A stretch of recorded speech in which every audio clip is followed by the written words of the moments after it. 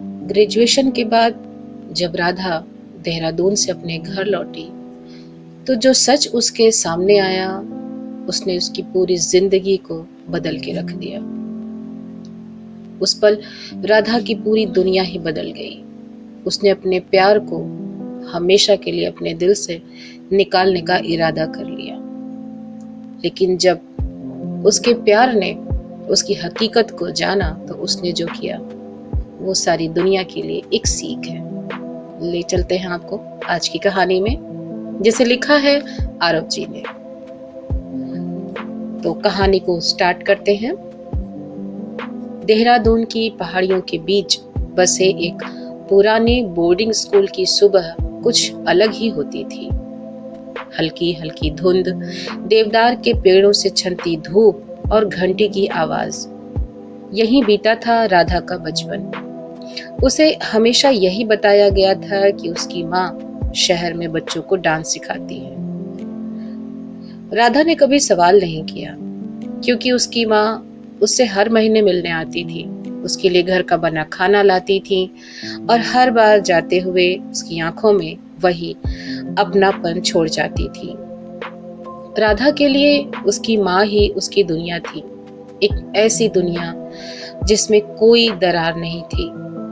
समय बीता और राधा ने देहरादून में ही एक कॉलेज में दाखिला ले लिया। अब वह पहले से ज्यादा आत्मनिर्भर, समझदार हो गई थी। कॉलेज के पहले ही साल में उसकी मुलाकात वासु से हुई।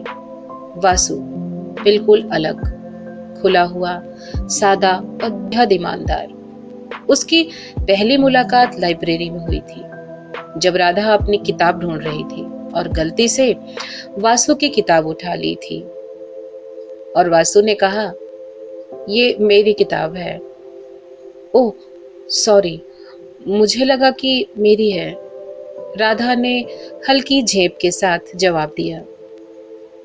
अगर आपको चाहिए तो आप ले सकती हैं, मैं बाद में ले लूंगा, वासु ने बड़ी ही सहजता से कहा था।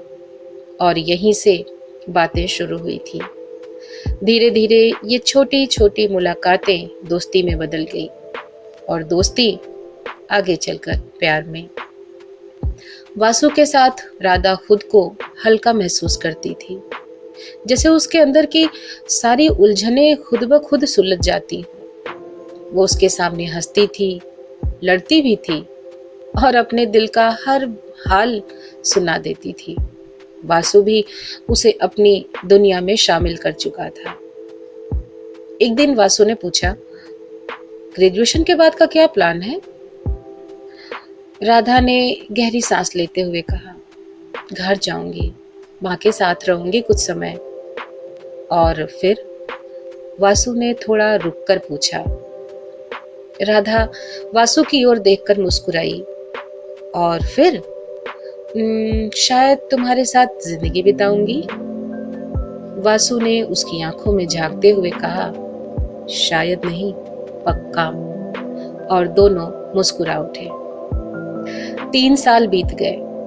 ग्रेजुएशन पूरा हुआ और राधा को देहरादून छोड़कर अपने घर वापस जाना था। जाते समय वासु ने उससे कहा, मैं जल्दी ही अपने घर वालों से बात करूंगा और फिर तुम्हारे घर आऊंगा। राधा ने मुस्कुराकर सिर हिला दिया था। उसके अंदर एक हल्की सी घबराहट जरूर थी, लेकिन उसने उसे नजरअंदाज कर दिया। घर पहुंचते ही राधा को सब कुछ थोड़ा अलग सा लगा। वही घर, वही कमरे, लेकिन एक अजीब सी खामोशी थी। उसकी माँ पहले की तरह खुलकर बातें नहीं कर रही थी, जैसे कुछ छुपा रही हो। एक रात जब राधा को नींद नहीं आ रही थी, वो पानी लेने के लिए उठी। तभी उसने अपनी माँ के कमरे से कुछ आवाजें सुनी। दरवाजा थोड़ा खुला था। उसने अनजाने में ही अंदर झांका। उसकी माँ शीशे के सामने बैठी थी, भारी मेकअप कर रही थी। कमरे में चमकदार कपड़े रखे थे, ऐसे कपड़े जो उसने अपनी माँ के पास पहले कभी नहीं देखे थे। राधा कुछ समझ पाती इससे पहले ही उसकी माँ को उसने कहते हुए सुना, हाँ आज रात आ रही हूँ। कहाँ? वहीं? ठीक है। और इतना सुनते ही राधा के पैरों तले जमीन खिसक गई। अगले दिन उसने पड़ोस की एक बुजुर्ग महिला से बस यूं ही पूछा, आंटी, मम्मी बच्चों को तो डांस सिखाती है ना? महिला ने पहले तो चुप्पी साध ली, फिर धीरे से बोली, बेटा, तुम्हें सच नहीं पता ना? राधा का गला सूख गया। क्या मतलब? क्या तुम्हें सच में नहीं पता कि तुम्हारी माँ क्या करती हैं? नहीं आंटी, मुझे सच में नहीं पता। अब बताओ ना। राधा मानो सकपकाती सी गई। तुम्हारी माँ मुजरा करती हैं। इतना कहकर उस महिला ने अपनी आंखें नीचे कर ली और राधा के तो मानो हृदय पर हथौड़े से चले। वो शब्द उसके कानों में गूंज उठे। राधा को लगा जैसे उसकी पूरी दुनिया एक पल में बिखर गई हो।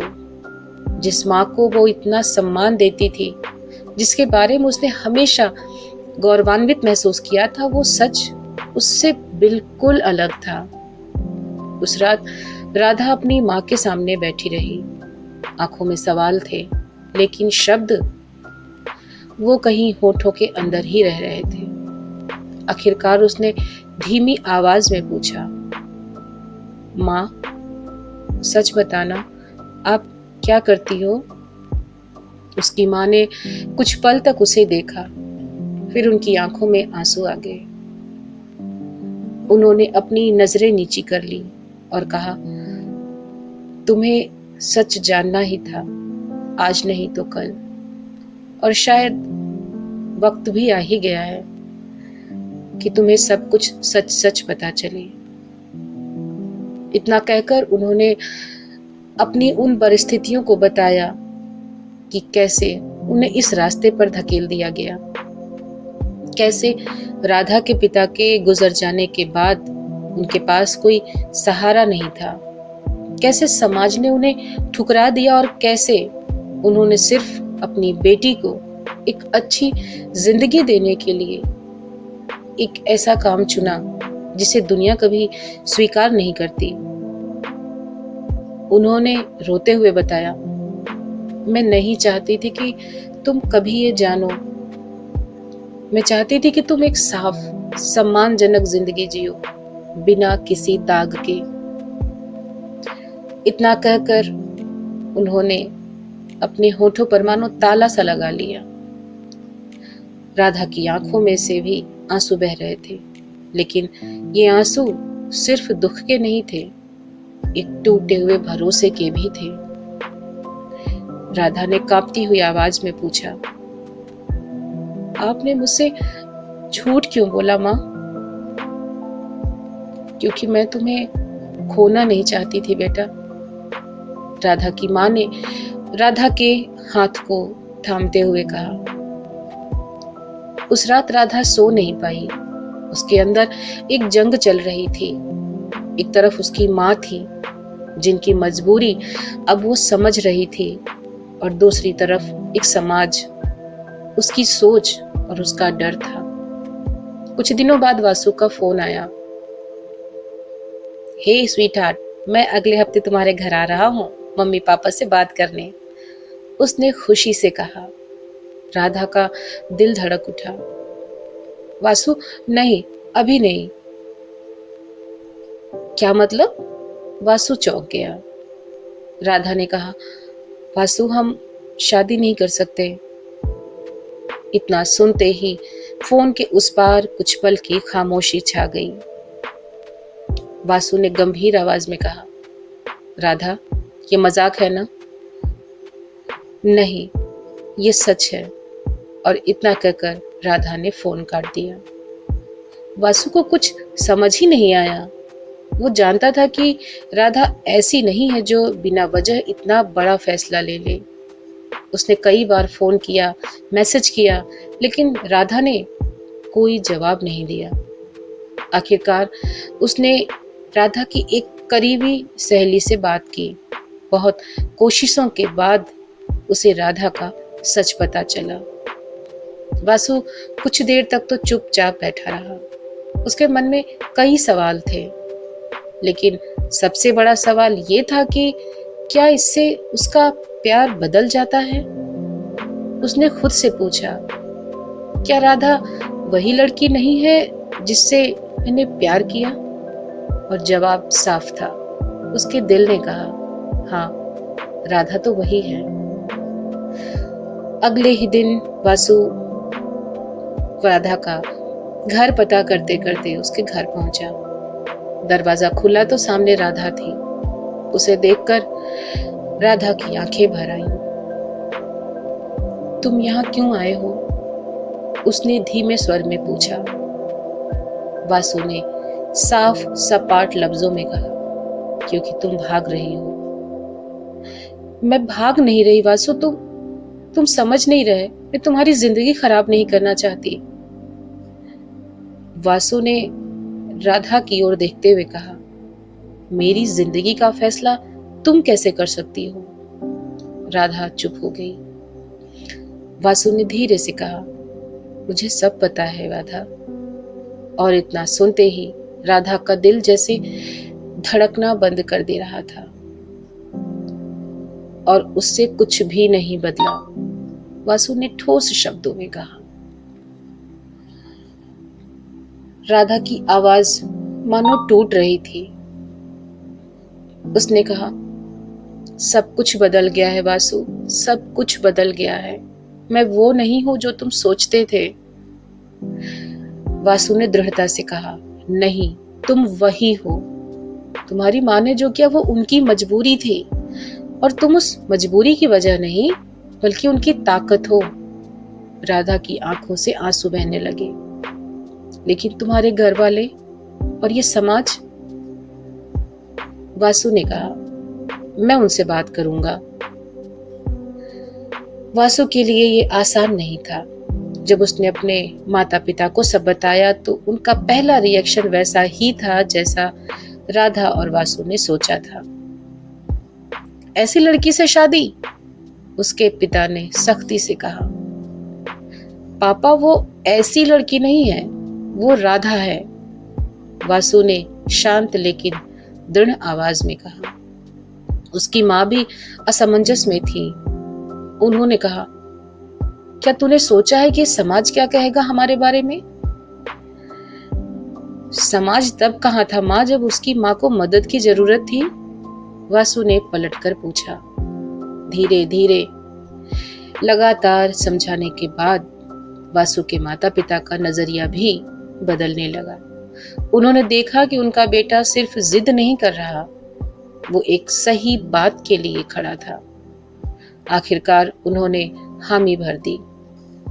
जब वासु ने अपने माता पिता के साथ हुई अपनी बातचीत को राधा को बताया तो राधा को सहसा यकीन नहीं हुआ। एक दिन वासु अपने माता पिता के साथ राधा के घर पहुंचा। उसकी माँ दरवाजे पर खड़ी थी, बेहद घबराई हुई। वासु की माँ आगे बढ़ी और उन्होंने राधा की माँ का हाथ थाम लिया। बहन जी, आपने बहुत हिम्मत दिखाई है। राधा की माँ की आंखों से आंसू बहने लगे और राधा दूर खड़ी ये सब देख रही थी। उसे लग रहा था जैसे उसकी जिंदगी का बोझ धीरे धीरे हल्का हो रहा है। वासु राधा के पास आया। उसने हल्की मुस्कान के साथ पूछा, अब भी मना करोगी? राधा ने सिर हिला दिया। नहीं। उसकी आंखों में अब डर नहीं था, सिर्फ सुकून था। दोनों की बेहद सादगी के साथ शादी की गई, लेकिन उस शादी में सच्चाई और एक दूसरे की स्वीकार्यता भी थी। राधा ने अपनी माँ को गले लगाया और कहा, आपने जो किया वो गलत नहीं था माँ, वो शायद उस वक्त की जरूरत थी।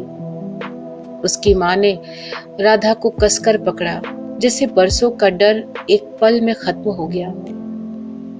दोस्तों, ये कहानी यहीं खत्म नहीं होती, बल्कि यहीं से शुरू होती है, क्योंकि असली जीत तब होती है जब इंसान समाज की बनाई हुई सीमाओं से उठकर इंसानियत को चुनता है।